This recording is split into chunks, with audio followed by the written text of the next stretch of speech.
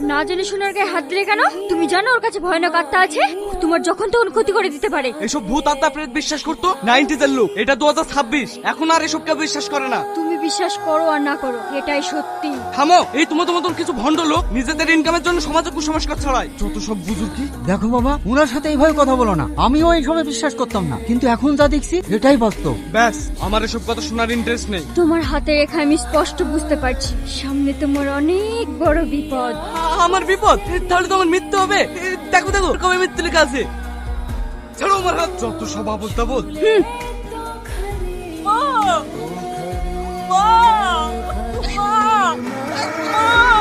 ভাই কি হয়েছে তোর? এমন করছিস কেন? মা, মা, ভাই কেমন করছে? রোহন কি হয়েছে তোর? তুই এমন করছিস কেন বাবা? আমি সহ্য করতে পারছি না।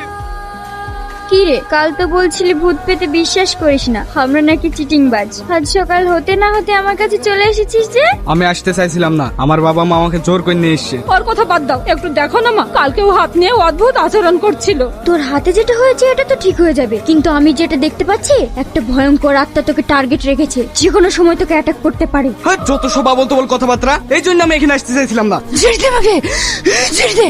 আলিয়া, ওর কি হয়েছে? খবরদার, তুই ওর কাছে যাবি না। এই সুমন, আলিয়ার কি হয়েছে? জানেনি ভাই, ক্লাস চলতে চলতে হঠাৎ প্রফেসরের গলা টিপে ধরে। এইসব দেখে আমরা এখানে নিয়ে আসলাম। তোকে আমি চাইবো না, ওকে আমি শেষ করে দিব। কে বলেছিল গায়ে হাত দিতে? তোকে তো আগেই বারণ করেছিলাম। আরে ও তো তোমার গলা টিপে ধরেছিল, ওই জন্য তো তোমাকে আমি ছাড়াবার চেষ্টা করলাম। ভুল করেছিস, এটা কোনো সাধারণ আত্মা না, ঘুরে বেড়ানো এক ভয়ঙ্কর প্রেতাত্মা যে তোকে টার্গেট করে রেখেছে। ও তোর ক্ষতি করবে। তাহলে এখন কি উপায়? আপনাদের সবাইকে সতর্ক থাকতে হবে। এখন যান। মা, এক কাপ চা দিও তো। চা খাবি না, একটা খা, তোকে আমি বাঁচতে দেব না।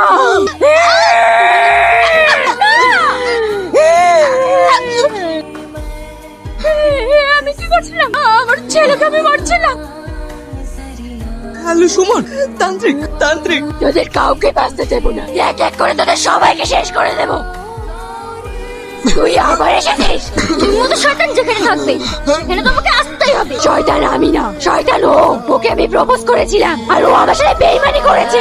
একজনকে শেষ করেছি, এবার তোর পালা। তুই আর কিচ্ছু করতে পারবি না।